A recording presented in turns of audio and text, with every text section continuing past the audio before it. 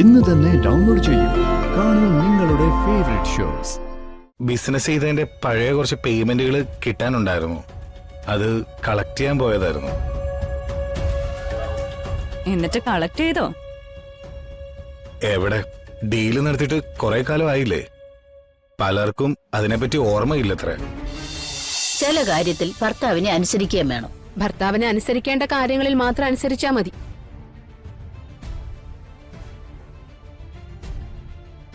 വ്യാഴാഴ്ചത്തെ മുഹൂർത്തത്തിൽ ഈ ചടങ്ങ് നടക്കില്ലെന്ന് പറയാൻ എനിക്ക് വ്യക്തമായ കാരണങ്ങൾ പറയാനുണ്ട്. പ്രകാശേട്ടൻ വെക്കുന്ന വീടാണല്ലോ. അമ്മ പറഞ്ഞതുപോലെ ഒരു മനുഷ്യന്റെ ജീവിതത്തിൽ കിട്ടാവുന്ന ഏറ്റവും വലിയ ഭാഗ്യം. ആ ഭാഗ്യത്തിലേക്ക് മകൻ കാലെടുത്തു വെക്കുമ്പോ ജന്മം കൊടുത്ത അച്ഛന്റെ അമ്മയുടെ സാന്നിധ്യം വേണമല്ലോ. എന്താ മറിച്ചൊരു അഭിപ്രായം ഉണ്ടോ അമ്മയ്ക്ക്? എന്താ അമ്മയുടെ നാവ് ഇറങ്ങിപ്പോയോ? ഇവിടുത്തെ കാരണവരായിട്ടുള്ള 2 പേരെയാ കാണാതായിരിക്കുന്നത്. അവരിപ്പോ ജീവിച്ചിരിപ്പുണ്ടോ മരിച്ചോ എന്നുപോലും ആർക്കും അറിയില്ല. ഈ അവസ്ഥയിൽ പാലുകാച്ച മാമാങ്കം അല്ല നടത്തേണ്ടത്. അവരെ കണ്ടുപിടിക്കാണ് ആവശ്യം. അകന്നൊരു ബന്ധുവിന്റെ പാലുകാച്ചലല്ല ഇവിടെ നടക്കാൻ പോകുന്നത്. കാണാതായവരുടെ രക്തത്തിൽ പിറന്ന സ്വന്തം മകന്റെ പാലുകാച്ച. ആ പാലുകാച്ചൽ ചടങ്ങ് കുറച്ചല്പം നീട്ടിവെക്കുന്നതിൽ തെറ്റൊന്നുമില്ല. അത് മോള് പറഞ്ഞത് ശരി തന്നെ. ഏറ്റവും പ്രധാനം മാധവേട്ടനും ചന്ദ്രികാമ്മയും എവിടെ ഉണ്ടെന്ന് കണ്ടെത്തുക തന്നെയാ. അങ്ങനെയെങ്കിൽ പ്രകാശിനോട് പറഞ്ഞ് മറ്റൊരു തീയതി എടുക്കുന്നത് തന്നെയാ നല്ലത്. നിങ്ങളുടെ ചർച്ച ഞാൻ കേട്ടു. പക്ഷേ എല്ലാവരും കേൾക്കാനായിട്ട് ഞാൻ പറയാ, പാലുകാച്ച് തീരുമാനിച്ച മുഹൂർത്തത്തിൽ തന്നെ ഞാൻ നടത്തും. പ്രകാശ മോനെ, അത് മാധവേട്ടനും ചന്ദ്രികാമ്മയും കാണാതായ ഈ സമയത്ത് തന്നെ നടത്തും. ഇനി ആരൊക്കെ എന്തൊക്കെ പറഞ്ഞാലും തീരുമാനിച്ചുറപ്പിച്ച മുഹൂർത്തത്തിൽ തന്നെ വീടിന്റെ പാലുകാച്ചൽ ഞാൻ നടത്തിയിരിക്കും.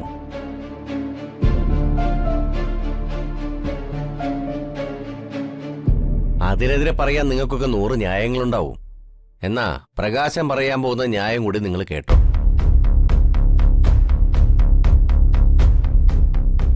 ആദ്യം പ്രസവിക്കുന്ന മക്കളുടെ അച്ഛനും അമ്മയ്ക്കും ഒരു പ്രത്യേക സ്നേഹ കൂടുതലുണ്ടാവും. അത് അച്ഛന്റെയും അമ്മയുടെയും മാത്രം കുത്തക അവകാശമാണെന്ന് കരുതരുത്. മൂത്ത മക്കൾക്കും ഉണ്ടാവും അച്ഛനോടും അമ്മയോടും പ്രത്യേക സ്നേഹം. എവിടെ മറിഞ്ഞിരുന്നാലും സ്നേഹമുള്ള അച്ഛനും അമ്മയും മക്കളുടെ കാര്യം അന്വേഷിക്കും. അന്വേഷിക്കുമ്പോ മൂത്ത മകന്റെ വീടിന്റെ പാലുകാച്ച് നടക്കുന്നുണ്ടെന്ന് അറിഞ്ഞാൽ അച്ഛനും അമ്മയും വരും. ഇപ്പൊ എങ്ങനെയുണ്ട്? എന്റെ അച്ഛനെ അമ്മയും കണ്ടെത്താനുള്ള മാർഗം കൂടിയാണ് ഈ പാലുകാച്ചല്. അത് ശരിയാ, അത് കൊള്ളാം.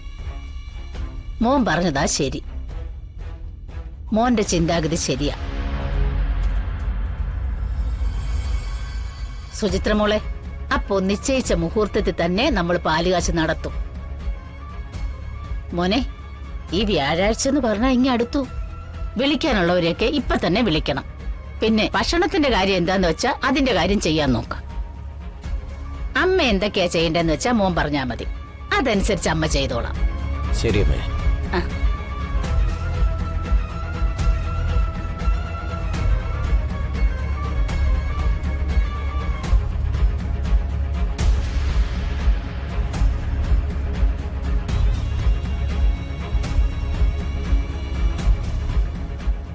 ഹലോ ശൈലേന്ദ്ര, പിന്നെ ഞാൻ ഡേറ്റ് എടുത്തിട്ടുണ്ട് കേട്ടോ.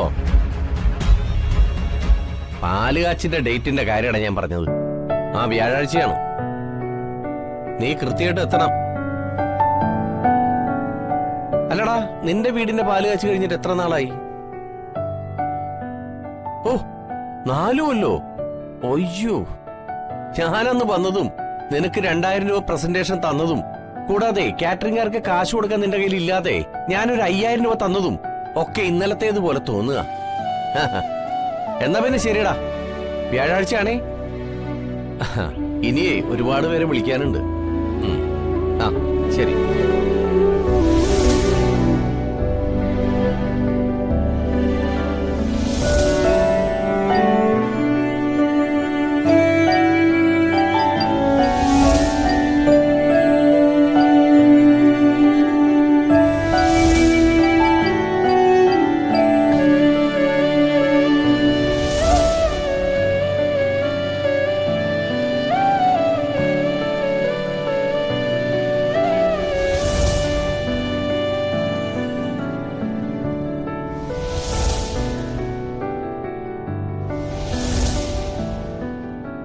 വൃത്തികെട്ടവൻ. ഒരു നല്ല കാര്യം പറയാൻ വിളിക്കുമ്പോ അച്ഛൻ എവിടെ പോയി, അമ്മ എവിടെ പോയി, പോലീസിൽ പരാതി കൊടുത്തോ? ഓ, എന്തൊരു കെയറിങ്.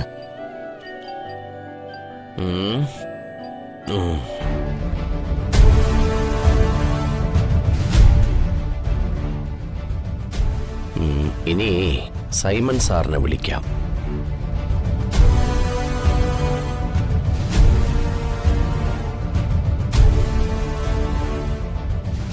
അല്ലെങ്കിൽ വേണ്ട, അയാളിപ്പോ 4-5 പെഗടിച്ചിരിക്കായിരിക്കും. ഈ സമയത്ത് പാലുകാച്ചിനെ വിളിച്ചാല് അയാള് ഡേറ്റ് തെറ്റിച്ച് വന്നു കളയും.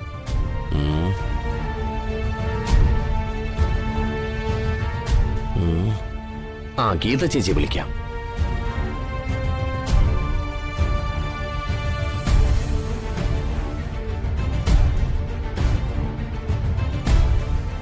ഹലോ ചേച്ചി, മോളുടെ പഠിത്തൊക്കെ എങ്ങനെ പോകുന്നു? ഓ, KTCT വേണമെന്നോ?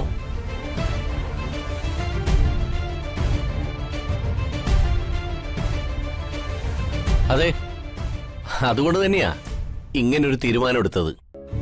അത്രയ്ക്ക് വേണ്ടപ്പെട്ടവരെ മാത്രമേ വിളിക്കുന്നുള്ളൂ. ഗണപതി ഹോമം നേരത്തെ അങ്ങ് നടത്താൻ തീരുമാനിച്ചു. ഇപ്പോ എല്ലാത്തിനും എന്താ റേറ്റ്?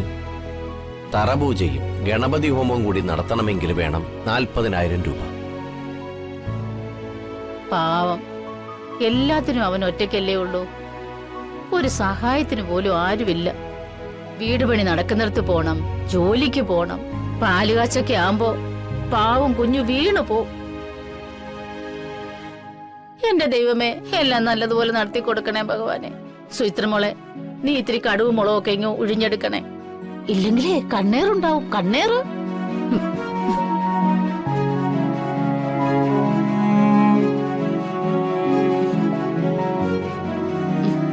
കടുകും മുളകും എടുക്കാൻ പോയതായിരിക്കും എന്റെ കുട്ടി, പാവം.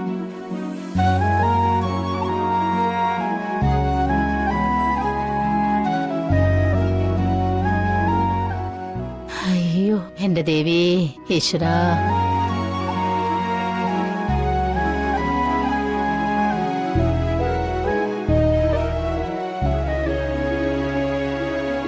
എന്താ ഇത്ര വൈകിയത്?